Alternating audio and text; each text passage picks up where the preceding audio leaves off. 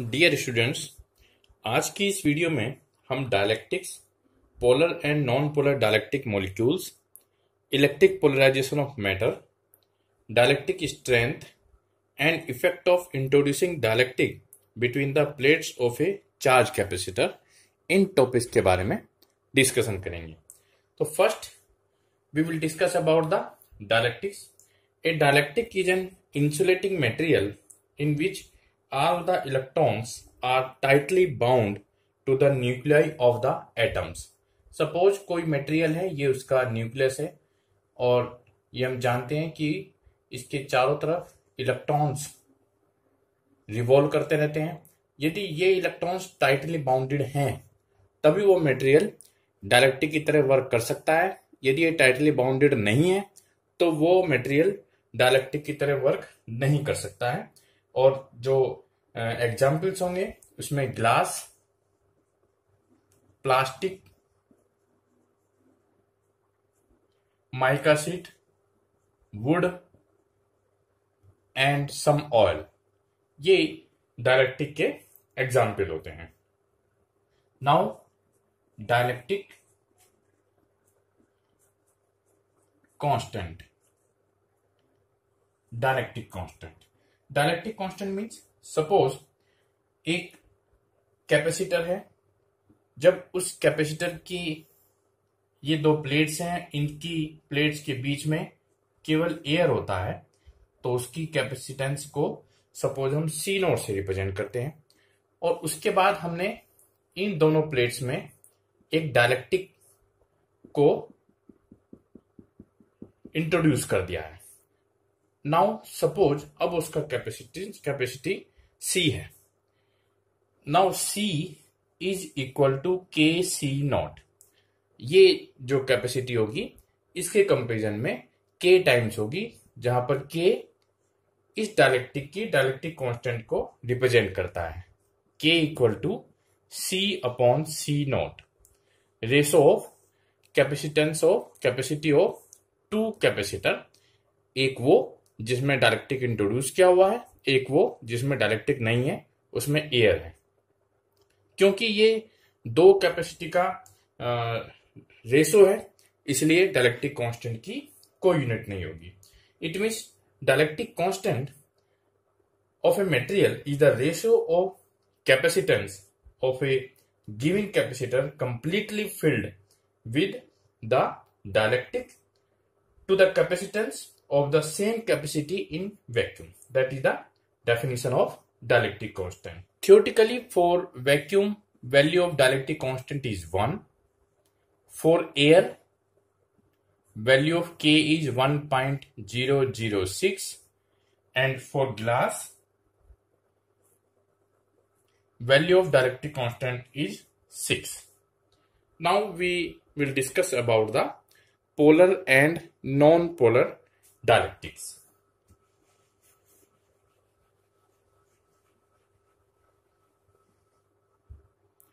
Polar and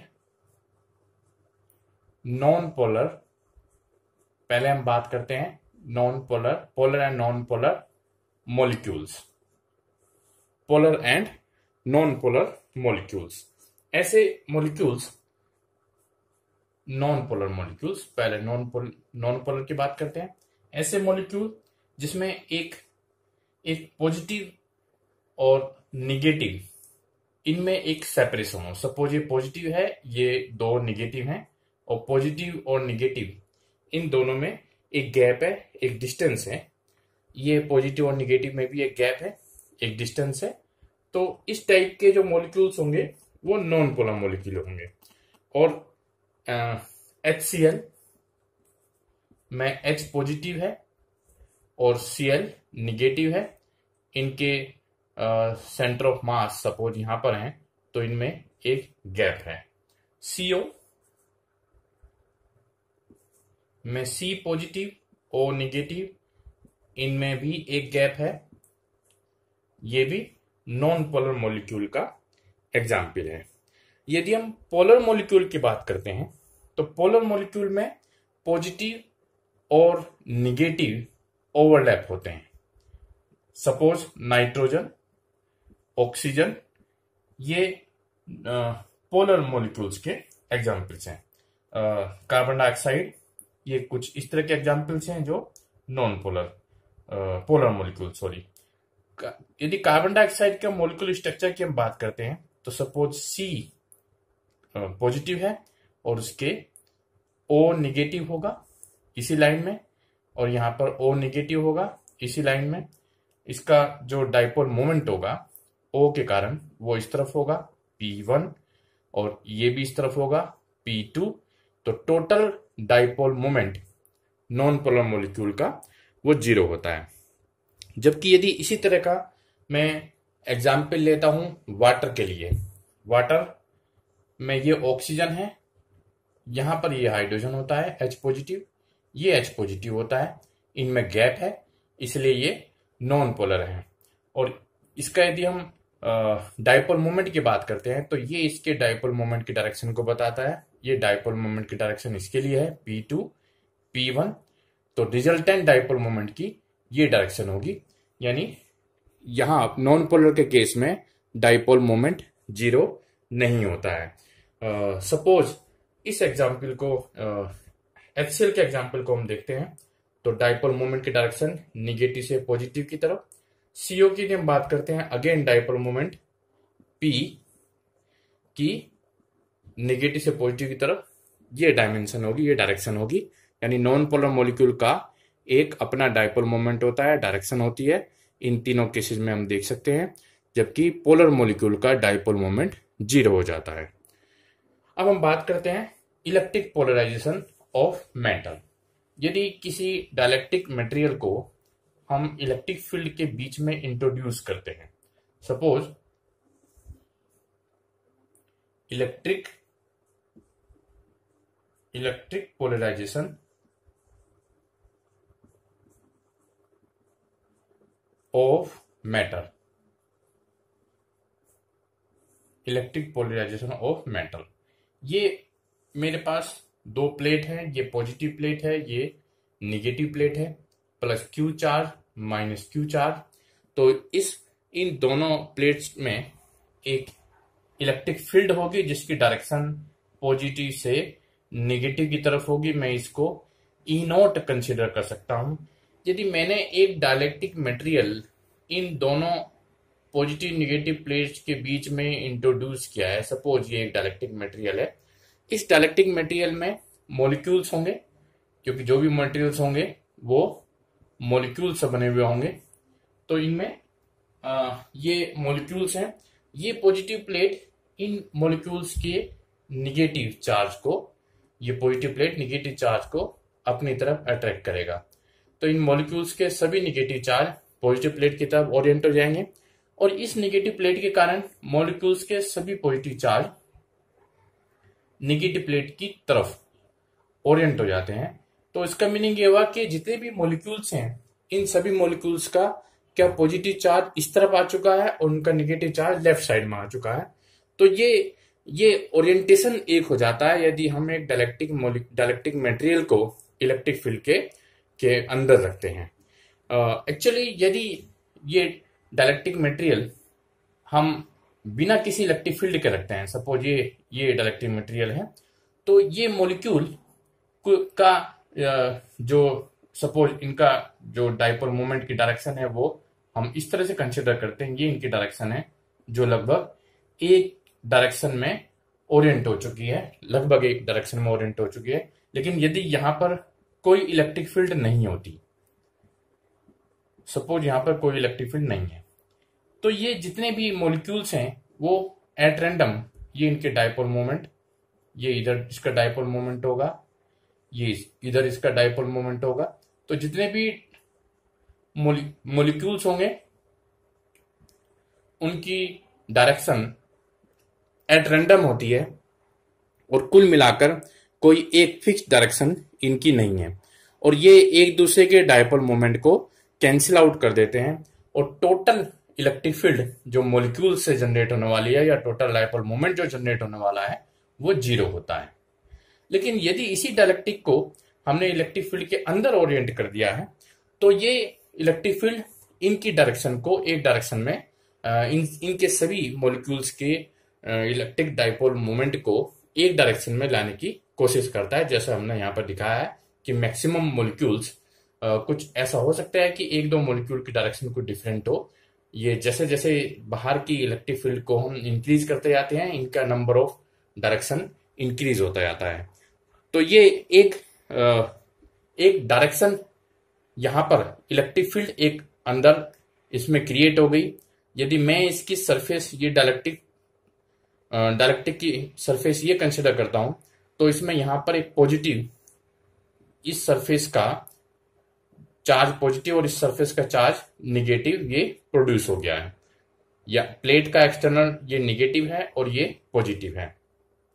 तो जो अंदर अपोजिट डायरेक्शन में इलेक्ट्रिक फील्ड डेवलप हुई है, ये बाहर की इलेक्ट्रिक फील्ड को कुछ कम कर देता है। सपोज जो डायलेक्ट्रिक में इलेक्ट्रिक फील्ड डेवलप हुई है, उस इलेक्ट्रिक फील्ड को मैं E डैश कंसिडर करता हूं। तो नेट इलेक्ट्रिक फील्ड अब E नॉट माइनस E, क्योंकि पॉजिटिव से निगेटिव की तरफ यदि डायरेक्शन होती है तो जो डायलेक्ट्रिक के अंदर इलेक्ट्रिक फील्ड है E डैश, उसकी डायरेक्शन इस तरफ होगी। तो net electric field E not जो एक्सटर्नल थी minus E dash electric field जो डायलेक्ट्रिक में प्रोड्यूस हुई है, ये एक दूसरे के अपोजिट है क्योंकि ये वेक्टर क्वांटिटी होती है इलेक्ट्रिक फील्ड। तो net electric field E naught minus E dash के इक्वल होती है। यानी डायलेक्ट्रिक में अप्लाइड इलेक्ट्रिक फील्ड के अपोजिट डायरेक्शन में एक इलेक्ट्रिक फील्ड जनरेट हो जाती है जो E डैश है। Net electric field E dash E naught minus E dash create हो जाती है। यदि C नॉट कैपेसिटी को रिप्रेजेंट करता है जब उसमें डायलेक्ट्रिक हमने इन्वॉल्व नहीं किया है, और C रिप्रेजेंट करता है जब हमने डायलेक्ट्रिक इन्वॉल्व कर दिया है, और we know that K dielectric constant equal to C upon C naught. और इस पूरे प्रोसेस में चार्ज सेम है, इसलिए as per Q equal to CV, जब हमने उसमें डायलेक्ट्रिक इंट्रोड्यूस नहीं किया था तो it should be C naught V not. V not is potential difference between the plates जब डायलेक्ट्रिक नहीं है, और यदि हमने डायलेक्ट्रिक को इन्वॉल्व किया है तो अगेन चार्ज सेम रहेगा, तो it becomes CV and C naught V not will be equal to C into V, and C upon C naught becomes equal to C upon C naught becomes equal to V naught upon V. It means यदि हमने dielectric introduce नहीं किया है तो V not potential, और जब हमने dielectric को इंट्रोड्यूस कर दिया है इसका ratio C upon C not, क्योंकि K के इक्वल है, इस K के इक्वल होगा। यानी dielectric constant C upon C not के साथ साथ V नॉट अपॉन V के भी इक्वल होगा। और as we know that E and V are proportional to each other, जैसे जैसे पोटेंशियल डिफरेंस इंक्रीज होता है इलेक्ट्रिक फील्ड भी इंक्रीज होती है। It means K equal to C upon C naught, V naught upon V and E naught upon E। E naught electric field जब dielectric introduce नहीं किया है, और E इलेक्ट्रिक फील्ड जब हमने डायलेक्ट्रिक इंट्रोड्यूस कर दिया है, जिसकी value E naught minus E dash के इक्वल है। E dash electric field inside the dielectric है। और we can say that E equal to E naught upon K और V नॉट अपॉन K। यदि जिस समय डायलेक्ट्रिक इंट्रोड्यूस नहीं है और जब हमने डायलेक्ट्रिक इंट्रोड्यूस किया है तो electric field K times decrease हो जाएगी, या पोटेंशियल डिफरेंस भी 1 अपॉन K टाइम्स डिक्रीज हो जाता है।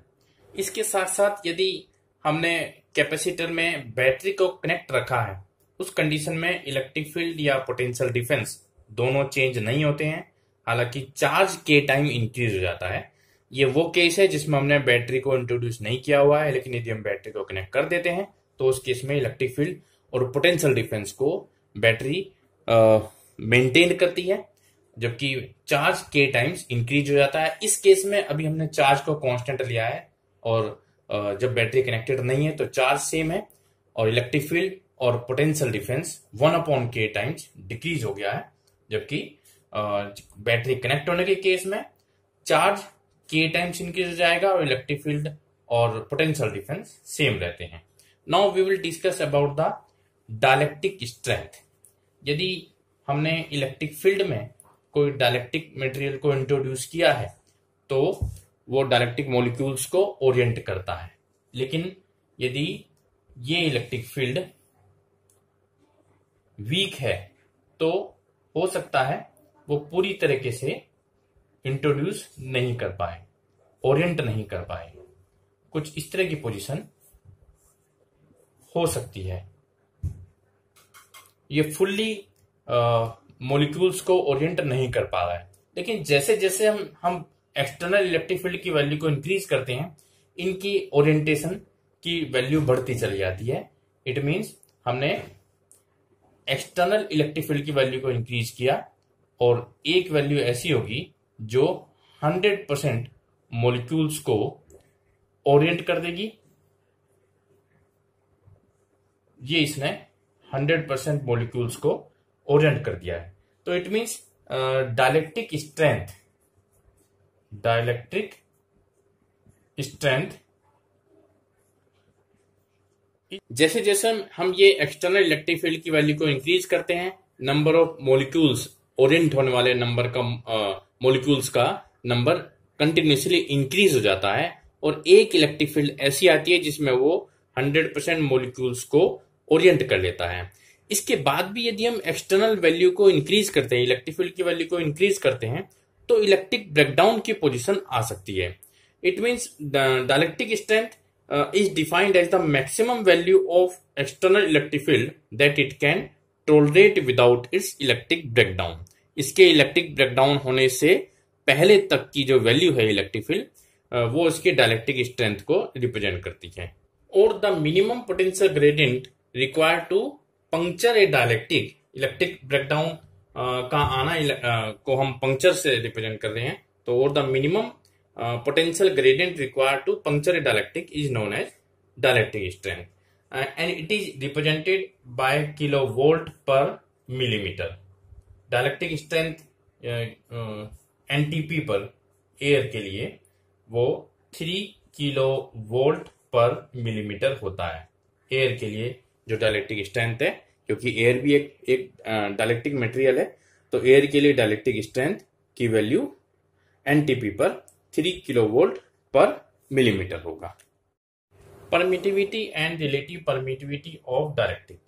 यदि हम ये कंसिडर करते हैं कि एक चार्ज पार्टिकल के r डिस्टेंस पर इलेक्ट्रिक फील्ड E है, मैं इसको E0 से रिप्रेजेंट कर देता हूं, 1/4 pi epsilon naught Q upon r square. This is electric field at r distance from the charge Q and epsilon naught we know that permittivity of free space. यदि medium में dielectric material present है तो electric field होगी E equal to 1/4 pi epsilon Q upon r square. ये Q charge particle से r distance पर electric field है, जबकि मीडियम अवेलेबल है। Epsilon represents the permittivity of medium. यदि हम इन दोनों को डिवाइड करते हैं, E0 upon E, it becomes 1/4 pi cancel out, Q upon r square cancel out, epsilon E0 upon E means epsilon upon epsilon, epsilon upon epsilon, epsilon upon epsilon naught. और अभी हमने पढ़ा है E0 upon E that represents the dielectric constant.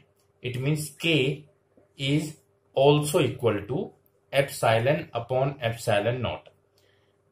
That is the another formula of dielectric constant, and we can again define the dielectric constant. Dielectric constant is the ratio of the absolute permittivity of dielectric to the permittivity of free space, and we can also represent this K by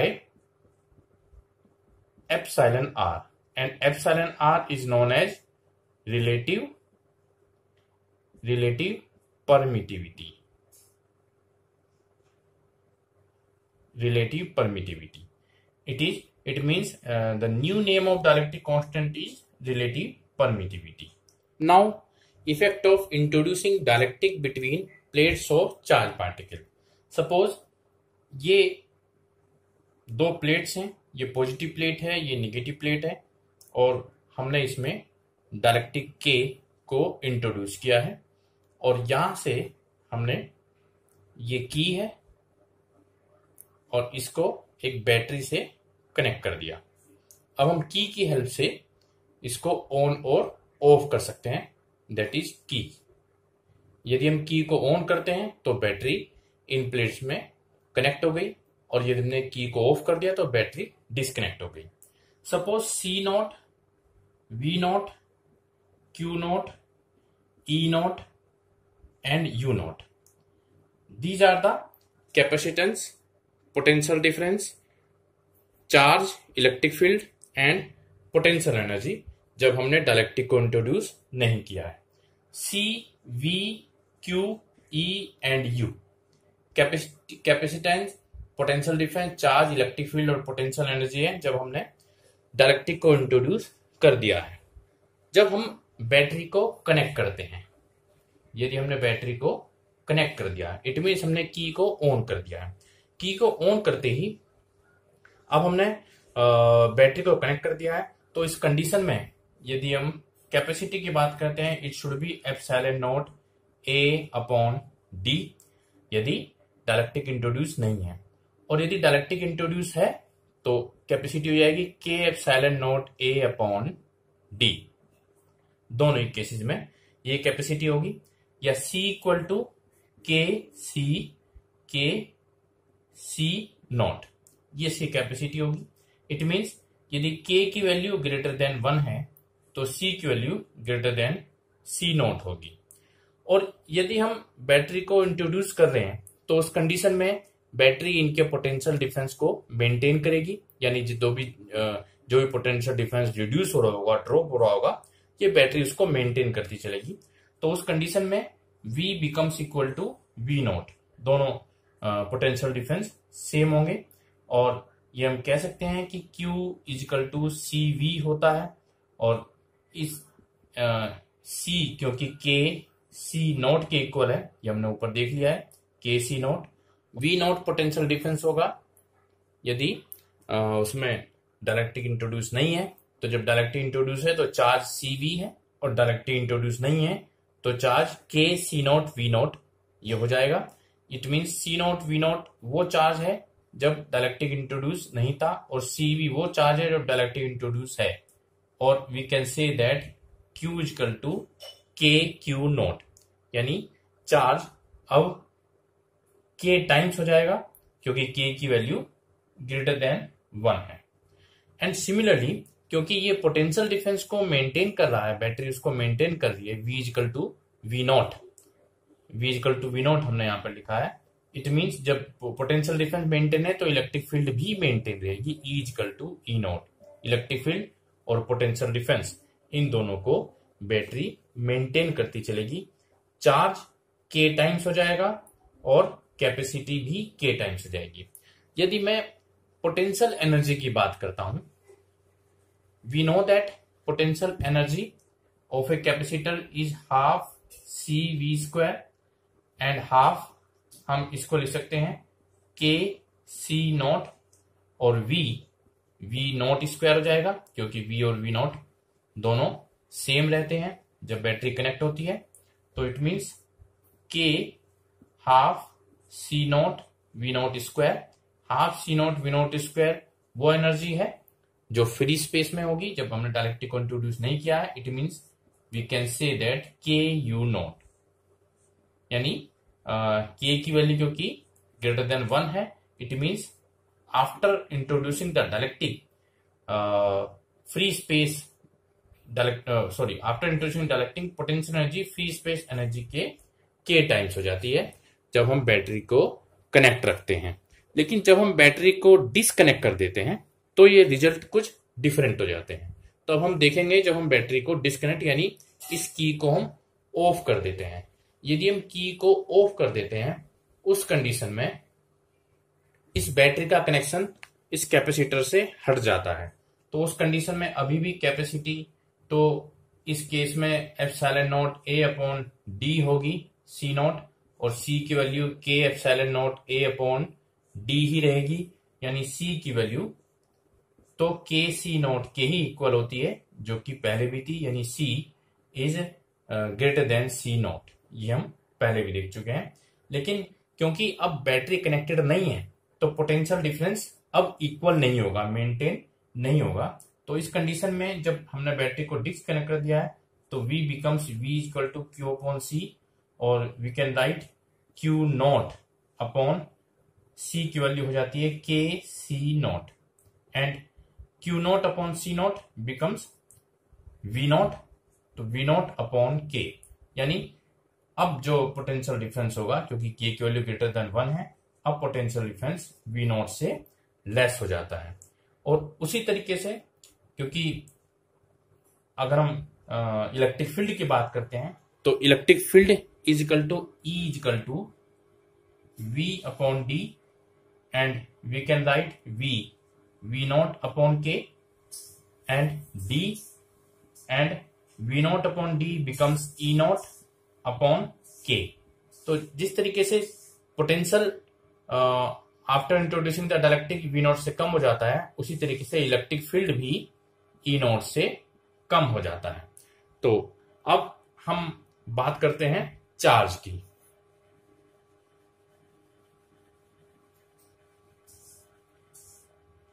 we know that Q is equal to CV, और यहां पर C की value के सी naught होगी, और V की value हम देख चुके हैं V नॉट अपॉन K है। V की वैल्यू अब इक्वल नहीं है, या C naught V not, K cancel out, C naught V not, C naught V not represent the Q not, यानी डिस्कनेक्ट करने की पोजीशन में चार्ज फ्री स्पेस का और आफ्टर इंट्रोड्यूसिंग द डाइलेक्ट्रिक दोनों का सेम रहता है।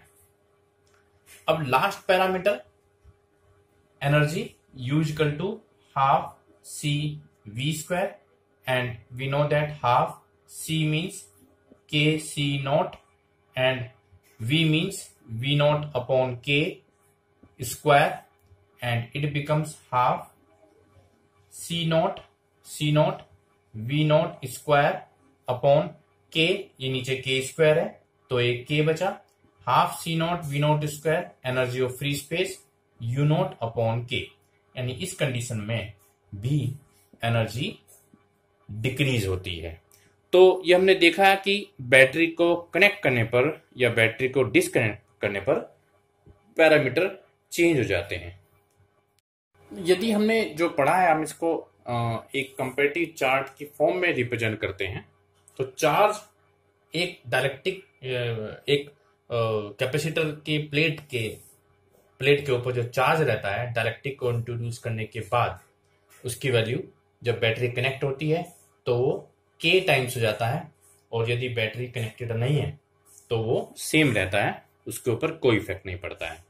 यदि potential difference between the plates V है तो बैटरी यदि कनेक्टेड है तो वो V ही रहेगा, लेकिन यदि बैटरी कनेक्टेड नहीं है तो V अपॉन K हो जाता है।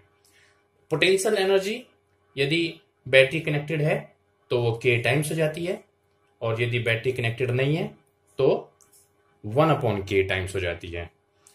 यदि force between the plates F force between the plates को रिप्रेजेंट कर रहा है, बैटरी कनेक्टेड है तो वो K टाइम्स हो जाती है, और बैटरी कनेक्टेड नहीं है तो F अपॉन K टाइम्स ये फोर्स हो जाता है।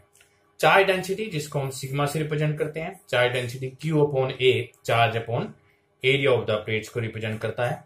यदि बैटरी कनेक्टेड होती है तो ये चार्ज डेंसिटी भी K टाइम्स हो जाती है, और बैटरी कनेक्टेड नहीं होती है तो सिग्मा उसकी वैल्यू रहती है, चेंज नहीं होती है। इलेक्ट्रिक फील्ड की यदि हम बात करते हैं, इलेक्ट्रिक फील्ड क्योंकि पोटेंशियल डिफरेंस से रिलेटेड है, इसीलिए इलेक्ट्रिक फील्ड यदि बैटरी कनेक्टेड है तो सेम रहती है डाइलेक्ट्रिक को इंट्रोड्यूस करने के बाद, और डाइलेक्ट्रिक को इंट्रोड्यूस करने के बाद यदि बैटरी कनेक्टेड नहीं है तो वो K टाइम्स हो जाती है। और इसी तरीके से क्योंकि कैपेसिटी C चार्ज के ऊपर डिपेंड करती है, तो चार्ज K टाइम्स होता है तो कैपेसिटी भी K टाइम्स हो जाती है, लेकिन यहाँ पर चार्ज सेम रहता है और कैपेसिटी C अपॉन K हो जाती है। तो ये कंपैरेटिव चार्ट है जो हमें बताता है यदि हम किसी कैपेसिटर में डाइलेक्ट्रिक को इंट्रोड्यूस करते हैं तो कैसे पैरामीटर बैटरी कैपेसिटर के साथ बैटरी कनेक्ट रहने पर और बैटरी डिस्कनेक्ट होने पर चेंज होते हैं। Thank you.